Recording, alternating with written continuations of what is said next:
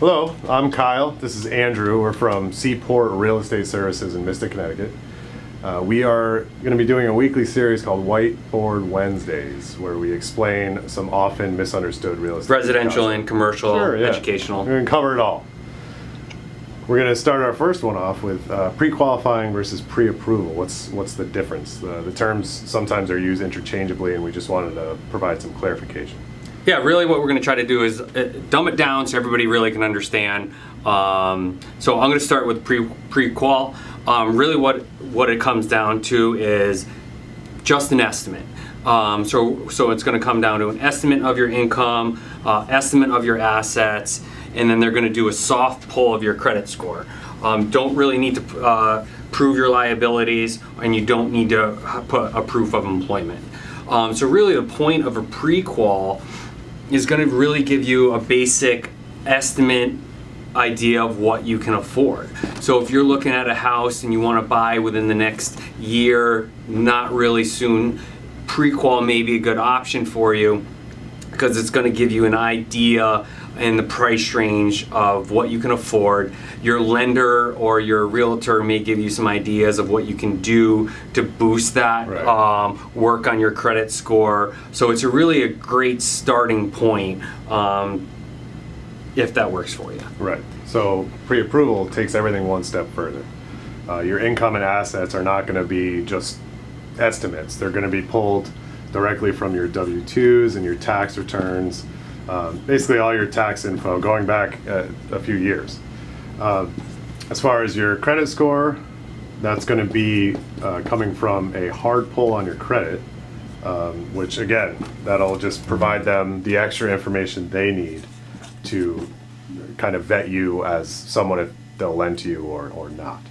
The liabilities in your employment will be verified by them. With the employment, it's usually just pay stubs, or sometimes they might have you get a letter from your employer, and the liabilities fall into the tax info and the hard pull on your credit.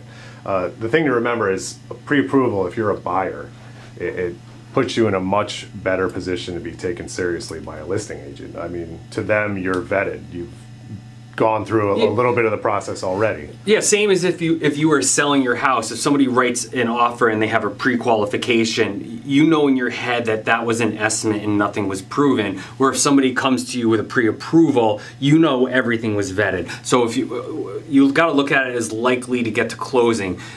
In the eyes with a pre-approval, it should be really what you're looking for is you're more likely to get to closing. Pre-qual, more of an estimate. Right. So these terms sometimes differ between companies, but the easy way to tell kind of what you're doing is just the amount of paperwork and info you have to give them. If they're just taking your word for a lot of things and you're just filling out an online form, you're being pre-qualified.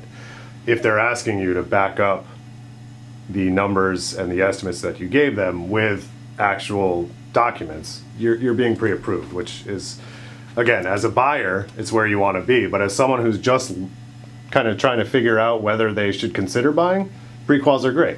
Yeah, so really it comes down to timing. If you're looking to buy really soon, definitely go with a pre-approval. If you're just in the beginning stages, pre-qualification maybe work. I think one of the most important things to understand is no matter what you're pre-qualified or pre-approved for, you really got to work with your lender and your realtor to know what your monthly payment's going to be. Right. And that will vary per town based on taxes and stuff like that.